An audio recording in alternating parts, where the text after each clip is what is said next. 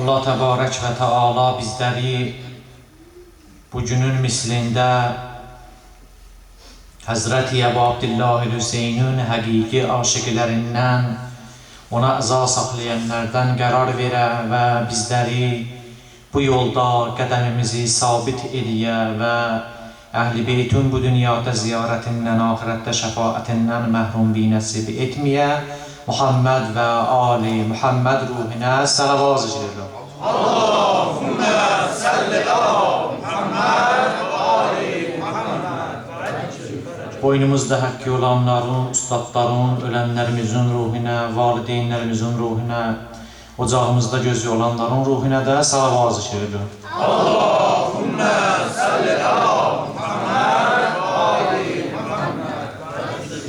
bir salavat da deyəcək, İmam-ı Zaman əleyhissalamın nazənin və mübarək qəlbinin bizdən razı və xoşnud olmağı üçün İmam-ı Zaman əleyhissalamın müqəddəs və mütəhhər ruhi bizdən razı və xoşnud ola və o imamın biz həqiqi nökərlərindən olaq, İmam-ı Zamanın gül cəmalinə salavat edirəm. Allahümme salli ala Muhammed və Ali Muhammed.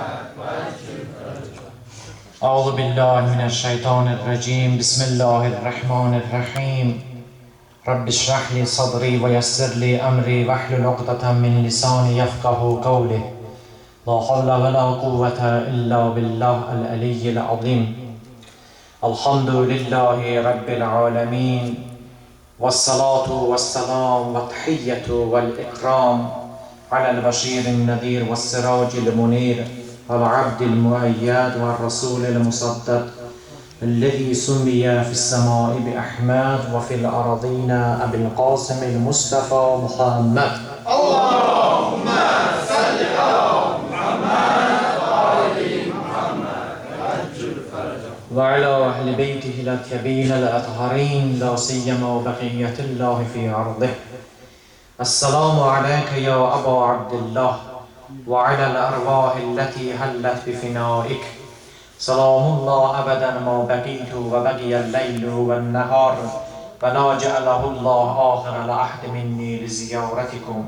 السلام على الحسين وعلى علي بن الحسين وعلى أولاد الحسين وعلى أصحاب الحسين. Əgər zihninizdə olsa, söhbətimiz bizim İmam Hüseyn əleyhissalamın məktəbindən və dediyi sözlərdən aldığımız ibrətli dərslərdə idi. Söhbəti çatdırdıq bura ki, Həzrəti Hüseynin məktəbindən aldığımız ən mühüm məsələ hidayət məsələsidir. Və bu hidayət məsələsi aktual məsələlərdəndir hal-hazırda. Yəni, cəmiyyətin formalaşmasında, cəmaatın qabağa getməyində, İslami dəyərlərlə cəmaatın tanış olmağında ən mühüm və ən nəzərə çarpan məsələlərdən biridir. Ki, hal-hazırda bir cəmiyyəti nə cür hidayət edir? Nəyələrin vasitəsilə hidayət eləmək olar? Niyə görə cəmaat yolların azırlar? Niyə görə cəmaat düz yolu qoyub əcil yola tərəf gedirlər?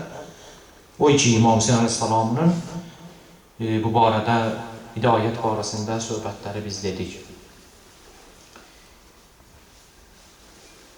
Dedik, hidayət olunan şəxslərin üçüncü sifəti budur ki, bir adamı istəyirsən düzgün yola gətirəsən, gərək birinci əyni ətharın, mərifətin onların zehninə salasan. Çünki bir adam əgər əyni ətharı tanımasa, peyğəmbərləri, imamları tanımasa, çətin hidayət olmalı.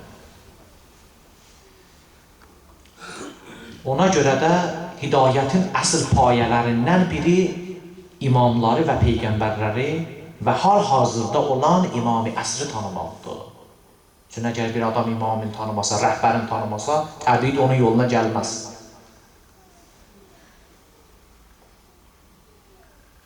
Dedi, hidayətin üçüncü sifəti budur ki, insanın əyniyyətlərlə əlaqəsi güclü olmalıdır.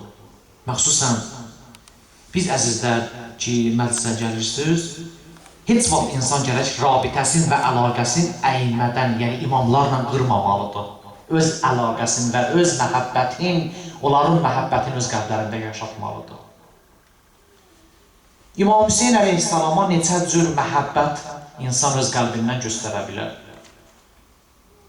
O məhəbbətlərdən ki, siz eləyirsiniz də burada, biri sinə oxuyur, sinəzən vurur. Yəni, ya Hüseyin, sənə mənim əlaqəm var, sənə əzasaq deyirəm. Bir cür məhəbbət də İmam Hüseyin əleyhissalama ki, rivayətlərdə həddən artıq məsələyə təkid olunur, ağlamaq məsələsidir.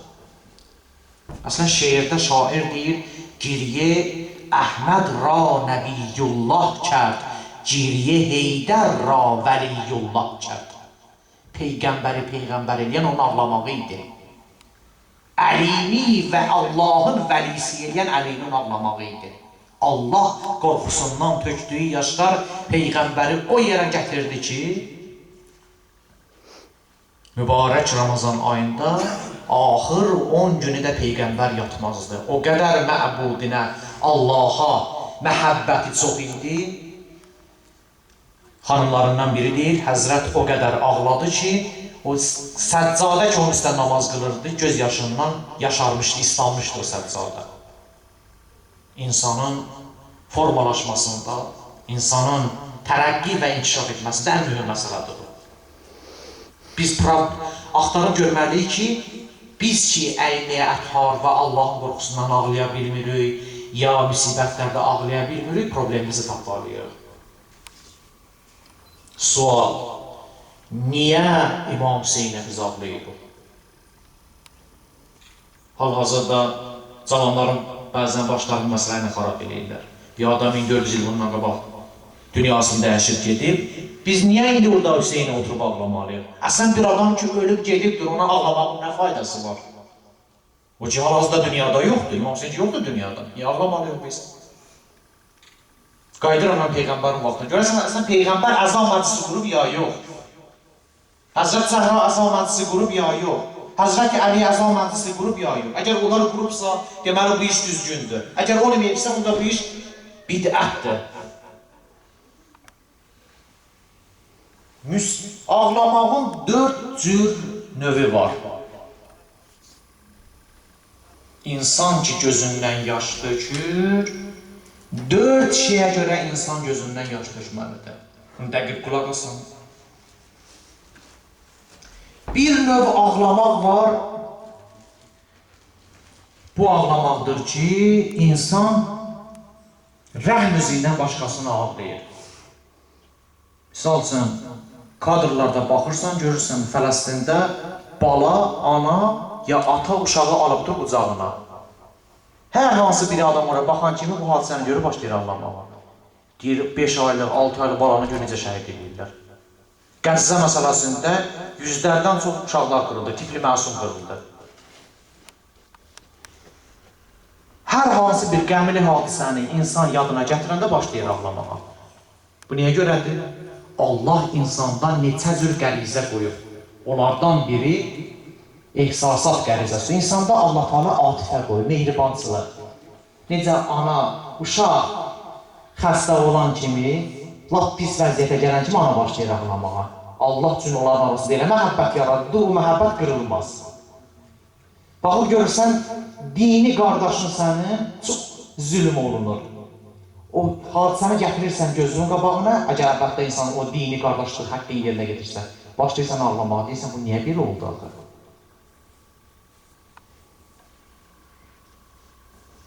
Görəsən, bu cür ağlamaqlardan Peyğəmbər özü eləyibdir ya yox, bəli. Peyğəmbərin bir övladı olub, İbrahim adlı, 18 aylıq, bir lalkə. Dünyadan getdi. Allah Təbarək və Teala Peyğəmbərin əlindən aldı. Təşhir cənazəsində Peyğəmbər özü ağladı. Balaca balanı qəbrə qoyanda başladı ağlamağa. Ayşə dedi, ya Rasulallah, niyə ağlayırsan? Övladın əlindən gedib ağlayırsan. Dedi ki, ağlamıram ki, Allah bunu mənim əlimdən niyə aldı? Mənim ağlamağım rəhmət ağlamağıdır. Baxıram balama, ürəyim yanır, ağlayıram. Bunun heç bir deybi yoxdur. Bəs niyə bəziləri mümkündür? Bir əzizi əldən gedə, amma gözündən də yaş gəlmir. Onda bir dənə problem var. O da budur ki, qəlblə göz arasında olan kanalı qurudubdur özü.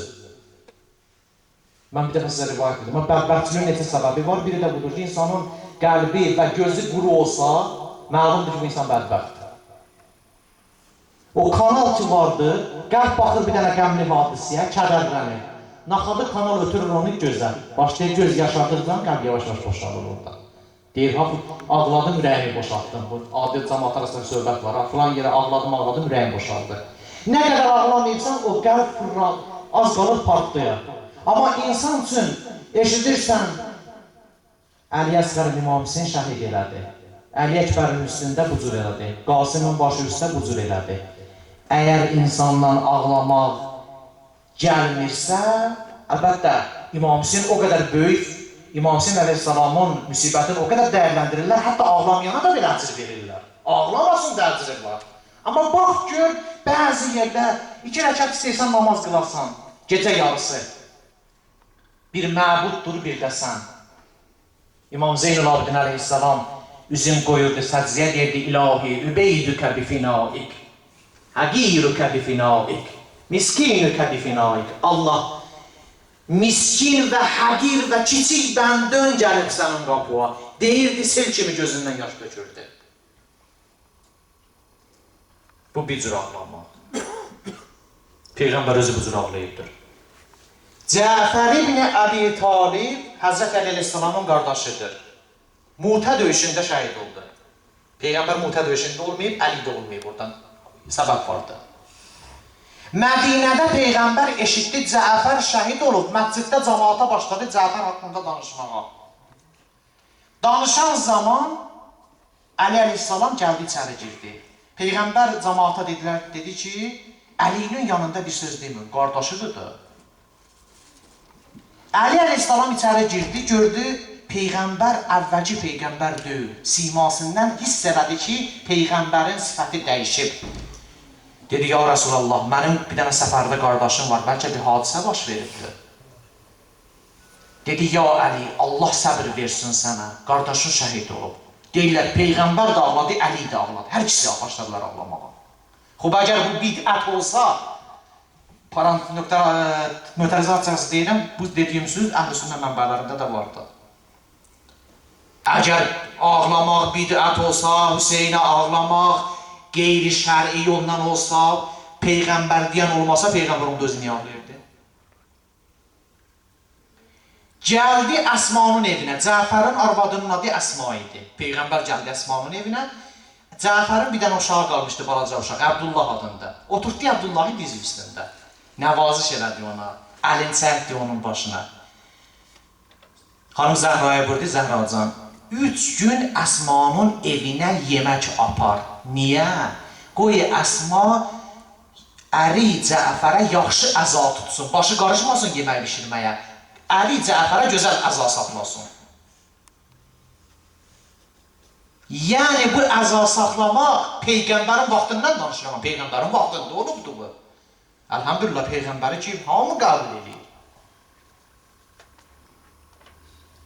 Bir başqa faktı deyim. Əmisi Həmzə Ühud döyüşündə şəhid oldu, Peyğəmbərin əmisi Həmzə. Peyğəmbər Ühuddən qayıtdı Mədiniyə, gördü Mədinədə xanımlar, hər kim Ühuddə şəhid olubsa, hamı məclis tutublar, ağlayırlar. Əza məclisidir Mədinədə. Peyğəmbər bir söz dedi, deyəsən, mənim əmim Həmziyə ağlayan yoxdur. Arvadlar, xanımlar bu sözü eşidəndən sonra hamı öz məclisini tətil elədi. Başladılar Həmziyə məclis tutmağa. Əza məclisi tutuldu. Hamı ağlaşdı, əza məclisi saxlandı. Peyğəmbərin özü, anası Amənə 6 yaşında dünyadan getdi. Peyğəmbərin 6 yaşı var idi, anasının əlindən verdi. 30 neçə il ondan sonra 40 ilə yaxın Peyğəmbərliyə məbrus oldu. Gedirdi ananın qəbri üstə, qəbrini ziyarət edirdi, başlayırdı ağlamağa. Bu ki, hamının vicdanı ki, bunu qəbul edir, ki, sən anlamdır. Buna dəlil istəməz, buna aslat istəməz ki. Peyğəmbər özü bu işi görür. Əli əleyhissalam Fatiməni qəbrə qoyandan sonra dedi, ya Zəhra olmasaydı 4 dənə balam evdə qəbrindən ayrılmazdım sənin mən. Göz yaş tökürdü Zəhranın qəbri üstə. Xanım Zəhra özü Peyğəmbər ki dünyadan getdi, rehlət elədi, 75 ya 92 gün Xanım Zəhra Peyğəmbər qəbri üstə göz yaş tökdü. İrad elədilər. Qoyma onu Zəhranı gedə Peyğəmbər qəbri üstə göz yaşı tökər. Bir ev düzəltdilər, adını qoydular Beytül Əhzan, qəm və qüssə evi. Xanım Zəhra girir, gördü ağlayırdı Peyğəmbərə. Yəni bunlar bilmirdilər ki, ağlamaq caiz deyil, icazəli bir şey deyil. Deməli bu iş özü həqiqi, qeyri-bid'i, icazəli bir